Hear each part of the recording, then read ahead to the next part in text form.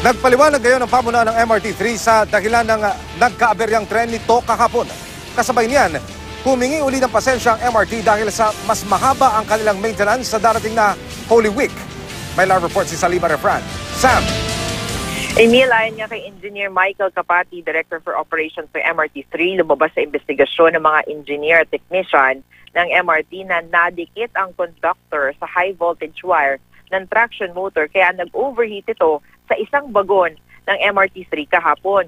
Ang traction motor ay ang mismo nagpapaandar sa bagon. Dagdag pa ni Kapati, nasa depot na ang bagon at nakatakdang kumpunihin. Papalitan daw ang traction motor pero sa mga susunod na buwan pa raw darating ang spare parts. Nais daw nilang tiyakin sa publiko na ligtas ang pagsakay sa MRT. Dumadaan daw sa mabusising train preparation ng mga tren bago paakyatin sa linya. Ang naaberyang tren nakita naman daw na maayos at pumasa sa pagsusuri. Pero aminado naman si Kapati na may edad na ang mga tren at lubos na talagang nangangailangan ng overhaul. Kaya naman sa darating na Semana Santa, magiging 7 araw o isang buong linggo na ang general maintenance ng MRT. Ibig sabihin, tigil operasyon ng MRT mula Lunes Santo, April 15 hanggang April 21, linggo ng pagkabuhay. Dati kasi simula Huwebes Santo ang maintenance shutdown ng MRT3. Mas nangangailangan kasi ngayon ng mas mahabang oras sa pagsasaayos ng mga bagon at riles. Humingi ng pangunawa ang MRT tungkol dito. Emil.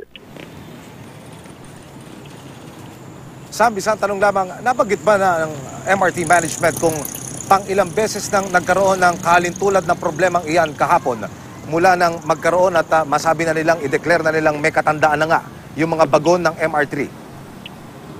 Alam mo, Emil, ito, if I'm not mistaken, ito yung unang pagkakataon na nasunog yung traction motor mismo. Dati kasi may naging insidente na may umusok dun sa loob mismo ng tren.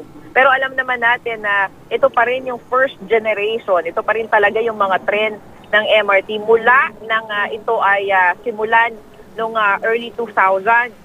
Ngayon, may mga bagong Dalian train na.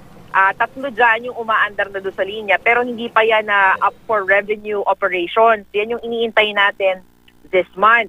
Ang sinasabi sa atin ngayon, pag pumasok na itong Sumitomo para doon sa rehabilitation, ay aayusin itong nasa 72 na mga bagon na first generation pa na mga tren. Kaya naman sinasabi nga ng MRT management na kaunting pasensya lang at darating na raw yung spare parts at mas maayos na raw itong serbisyo ng MRT hopefully in the coming weeks. Emil. Maraming salamat, Salima Refran.